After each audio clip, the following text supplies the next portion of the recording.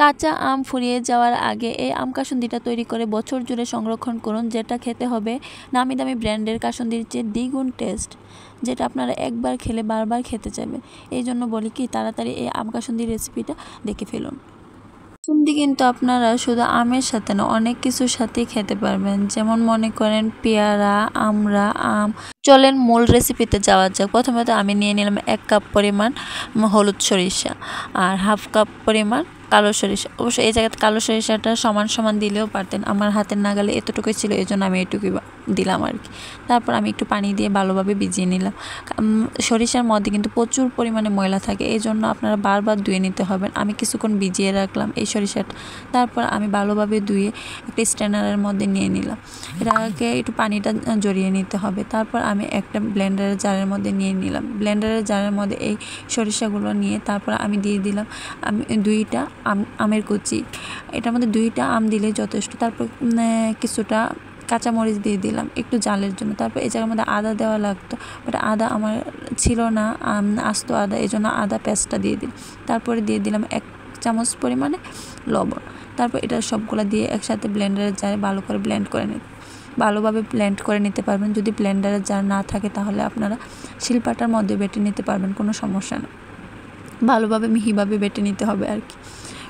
শিলপাটার মধ্যে বাটলে অবশ্যই একটু কষ্টই হয়। তারপর আমি একটা প্যান নিয়ে নিলাম। প্যানের মধ্যে আমি 2 কাপ পরিমাণ পানি দিয়ে দিলাম, আমাদের যে রেগুলার খাওয়ার পানি ওইটাই দিয়ে দিলাম 2 কাপ পরিমাণ। তারপর দিয়ে দিলাম আমার একটু চিনি, হাফ কাপের মতন চিনি দিলাম। একটু পরিমাণ মতো আপনার টেস্ট অনুযায়ী দিবেন। তারপর এই পানিটার মধ্যে চিনিটা একটু নেড়ে চেড়ে তারপর এটার মধ্যে দিয়ে দিলাম একটু হলুদ আর একটু মরিচের গুঁড়ো, এটা একটু কালারের জন্য দিলাম আর কি। তারপর দিয়ে দিলাম এটা ভালোভাবে নেড়েচেড়ে, চিনিটা গলতে হবে না, এটার মধ্যে দিয়ে দিবেন সরিষার যে পেস্টটা ছিল ওইটা, ভালোভাবে নেড়েচেড়ে নিতে হবে। বলক আসার পর আমি এটার মধ্যে দিয়ে দিলাম হোয়াইট ভিনেগার।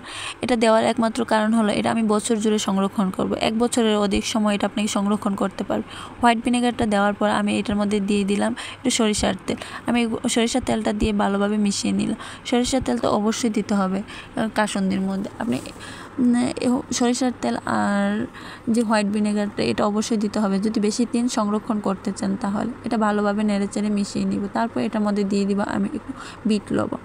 এটা বিট লবণটা দেওয়ার কারণ হলো টেস্টের জন্য, টেস্টটা যেন ভালো আসে, এই জন্য বিট লবণটা দিব। এটার মধ্যে আর এক্সট্রা লবণ দেওয়ার প্রয়োজন পড়ে নাই, কারণ এটা আমি ব্লেন্ড করার সময় লবণ দিয়েছি, এই জন্য আর এক্সট্রা লবণ দেওয়ার কোনো প্রয়োজন পড়ে নাই। অবশ্য বিট লবণ দেওয়ার জায়গাটা স্কিপ হয়ে গেছে, তো আপনারা বিট লবণটা অবশ্যই দেওয়ার ট্রাই করবেন। তারপর দেখেন আমার এই যে কাসুন্দিটা হোমমেড কাসুন্দি, কেউ দেখলে তো বিশ্বাসই করবে না, সত্য কথা। আপনারা সরাসরি দেখলে বলবেন, আর আপনারা নয়তো ট্রাই করে দেখবেন। আপনি এই রেসিপি ফলো করে যদি কাসুন্দি বানান, সত্যি কথা মুখে লেগে থাকার মতন টেস্ট হবে। মাশাআল্লাহ, এত টেস্ট হয়েছে।